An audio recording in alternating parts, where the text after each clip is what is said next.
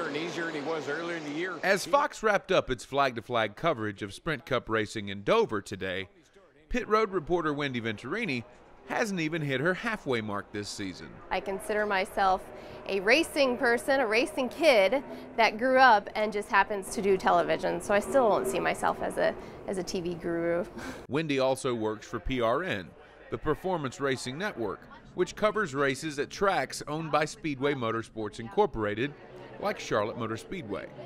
And the president of the network, Doug Rice, says he's pleased. It's been fun watching her progress. It's a totally different animal to get up in the booth and do play-by-play than it is to work pit road or do feature material. It's allowed me a whole different perspective than I've ever had on pit road as a pit road reporter. Simply the view alone is different from up top in a booth. She was the first woman to co-anchor a nationwide race, and she comes to the sport honestly, growing up with a father who raced in the ARCA series. My dad was racing from my birth, so that's all I've ever known is a family that travels on the road. And to top it off, my father had the all-female pit crew back in the 80s, which my mom was the tire changer. Her mother set an example. For me, I never thought, oh, she was the first, she was one of the first, or I want to be the first to do XYZ in television.